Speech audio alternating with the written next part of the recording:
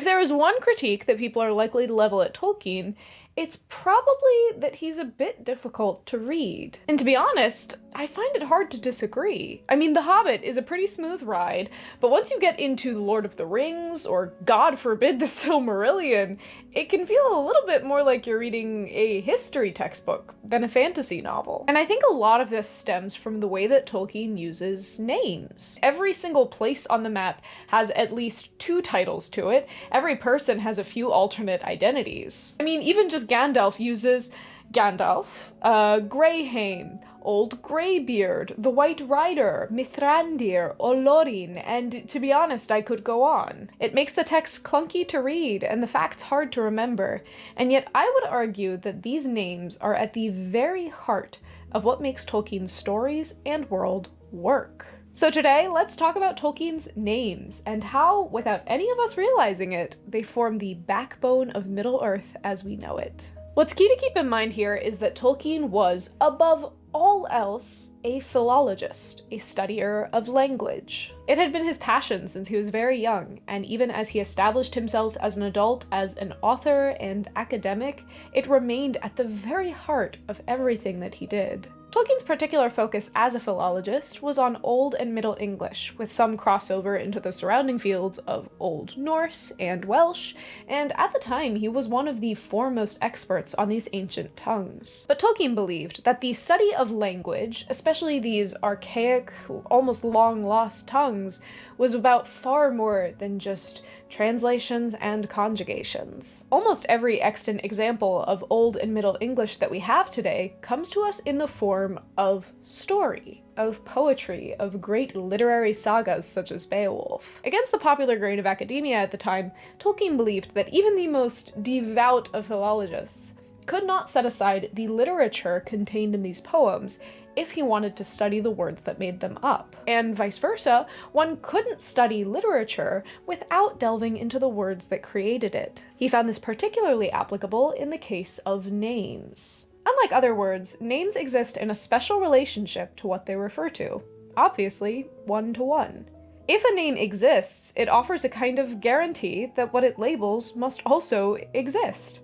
Names, especially names which are not strictly necessary, weigh a narrative with the suggestion of reality.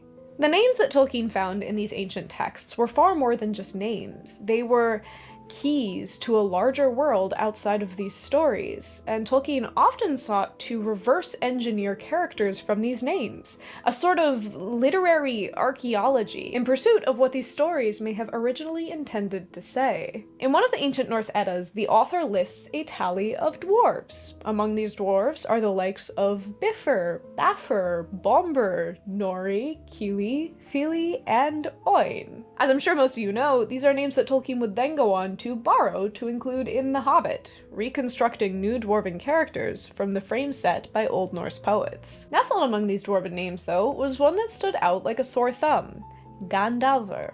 This name seemed to puzzle Tolkien. After all, Alver meant elf, and even back when this poem was originally written, that was something very different from a dwarf. The front half of the word translates to staff or wand, which means that amongst this whole crew of dwarves was some sort of a staff elf. Tolkien toyed with a couple different ideas of who this character could have been, originally giving him a role similar to Thorin as the leader of the dwarves, and making him a little old man that would need a staff to walk around. Hence, staff elf. But as the world around the character began to flesh out more, Tolkien realized that it might be more appropriate for that staff to be a wand. And so, Gandalfur, the staff elf in a company of dwarves, became Gandalf the Grey, the wizard escorting Thorin's company to the Lonely Mountain. He thought of this practice of rebuilding a story around the fragments of a recovered ancient tale as reconstruction. And although his stories would eventually go far beyond the framework of ancient texts, he never stopped seeing his work through this lens. However fanciful Tolkien's creation of Middle-earth was, he did not think that he was entirely making it up. He was reconstructing, he was harmonizing contradictions in his source text. Sometimes he was supplying entirely new concepts like hobbits, but he was also reaching back to an imaginative world which he believed had once really existed, at least in a collective imagination. It wasn't long before Tolkien was taking this concept of reconstruction and applying it to invented words rather than historical ones, and no example is more prominent of this than his hobbits. As a professor at Oxford, Tolkien had to while away many hours with the most tedious task of all, grading students' papers. One morning, while marking essays, he was excited to discover that one student had left a page entirely blank. It meant one less page for him to grade, and it also meant that he had space to jot down a line that had been swirling through his mind as of late. In a hole in the ground, there lived a hobbit. Eventually, he later wrote, I thought I'd better find out what hobbits were like. Hobbit is a word that, for all intents and purposes, was invented by Tolkien, and unlike Gandalfur, there was no obvious etymology for this new word. Some have proposed that it sounds similar to rabbit, which is a very interesting rabbit hole that you can go down, but at the end of the appendices of The Lord of the Rings, Tolkien took a crack at explaining it himself. He uses the Old English words for hole and dweller to create Hol-Bitla, a word that, as far as the record shows, never existed, but theoretically could have been possible. From Hol-Bitla, he derived hobbits, and thus that first sentence translates to, in a hole in the ground there lived a hole dweller. The name becomes the perfect summary for what he needed to tell us about hobbits in that first sentence. They are small, unassuming, and they dwell in holes. However, in all likelihood, he came to this conclusion of Hol-Bitla long after he had already created his cornerstone species, and it had certainly not been on the tip of his tongue as he scribbled on the back of that exam paper. What is more likely is that Tolkien, faced with a verbal puzzle, did not rest till he had worked out a totally convincing argument for it. While even in creating words, he did so with a very strong sense of what fitted English patterns and what did not. It seemed that he had so inundated himself with these ancient languages that even when he was making up entirely new words, it infused his work, lacing into them the magic of ancient history. And if he was able to accidentally put this historical backing into these names, who's to say that those hearing the names would not also, even subconsciously, be able to detect this historicity? We can see this intentionality even in place names, like the Withywindle River that winds through Tom Bombadil's old forest. On its own, it's a fine name, punchy and sort of archaic sounding. It evokes the feeling of a winding creek coming out of a British village. Well, it turns out there's a reason for that. The Withywindle is a winding, twisting creek wreathed by willow trees. There wound lazily a dark river of brown water, bordered with ancient willows, arched over with willows, blocked with fallen willows, and flecked with thousands of faded willow leaves. The air was thick with them, fluttering yellow from the branches, for there was a warm and gentle breeze flowing softly in the valley, and the reeds were rustling, and the willow boughs were creaking. There was actually a river, much like this one, that Tolkien would pass on his walk home from work, called the River Cherwell. When he examined the etymology of that name, he believed that it was derived from the Old English word for to turn on, Chiran. That means that long ago, somebody had looked at that creek and identified that its primary characteristic was its shape, its turning on of itself. Looking upstream a ways, Tolkien also examined the name for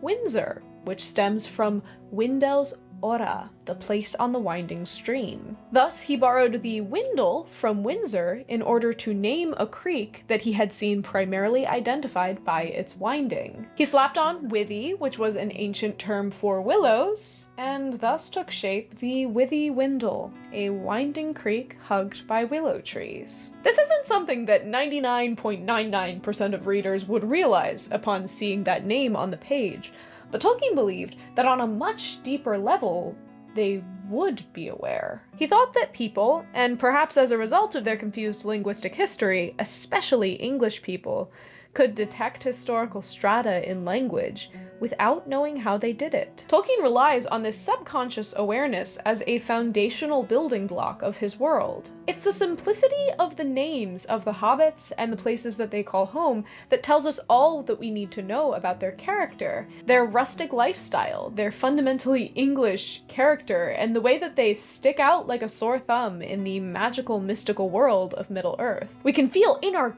guts the difference between the rough ranger Strider and the king-to-be POV, Aragorn, son of Arathorn. We can see the shapes of Rivendell, Gondor, Khazad-dûm, and the Withywindle, the nature of these places ironed deeply into the words that name them. And while they may certainly be inconvenient to memorize or understand at points, they cannot be brushed off or easily summarized. It is the names that shape the world of Middle-earth, and I think that that's something that a lot of authors who are trying to follow in Tolkien's footsteps fail to recognize. I don't think it's enough to just name your character blank, son of blank, or to sub out I's for Y's in all of your place names. Lists of names do nothing if those names mean nothing, and they act as a shallow imitation of the careful, considerate world building that made The Lord of the Rings click with hundreds of thousands of people across decades. People try and tell me that Tolkien would be doing somersaults in his grave if he found out about the Rings of Power, but I believe that if he found out about online fantasy name generators, he would be doing back handsprings. The reason that The Lord of the Rings and Middle-earth is so special is because of Tolkien's very unique perspective. He didn't start from a point of wanting to create an epic fantasy. He started as a linguist who desperately needed a myth to shape his words. His story fell into a place as a natural consequence of the unbreakable bond between language and literature, neither able to exist without the other. Middle-earth isn't just a novel, it is a thesis to everything that Tolkien believed, the perfect expression of his muddle of thoughts about language, names, stories, and the way that we tell them. Tolkien decided to express his beliefs, not through abstract argumentation, but by demonstration. The Lord of the Rings, with all of its names and incredibly, absurdly thorough histories, is that demonstration. A beautiful representation of humanity's innate and often subconscious understanding of the power of language. Behind my stories is now a nexus of languages. Out of these languages are made nearly all the names that appear in my legends.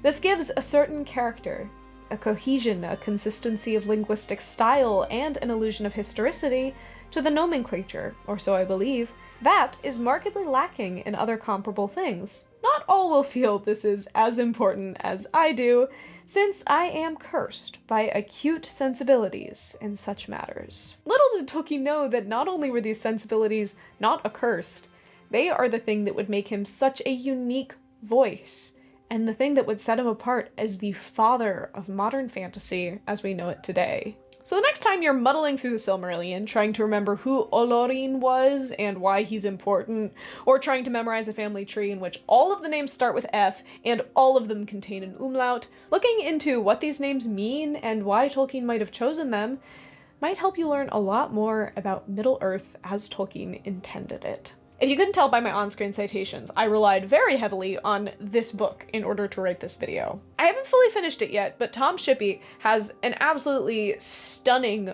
understanding and appreciation of Tolkien, and this book is really solid, and anything else by Tom Shippey is really solid, but if you do want to learn more about what I talked about today, you should look at this book that keeps catching the glare from my lights. In the comments, let me know what your favorite name from Middle-earth is. Like, if you could name a child any name from The Lord of the Rings without them getting bullied for it, what would it be? I'd probably have to go with Tinuviel, which is a nickname for Luthien, and it translates sort of to nightingale, but also just daughter of the twilight, and it sounds like exactly what it is trying to evoke. It just sounds exactly like that moment of twilight, and it's just beautiful. I love it. Like this video if you enjoyed it, because it really helps me out in the algorithm. Check out my Patreon if you're interested in that sort of thing, and consider subscribing if you like the sort of stuff that I do on this channel. Thank you all so much for liking, subscribing, checking out my Patreon, commenting, and just being here to share Tolkien stories with me. And I hope that you have a very happy, hobbity day.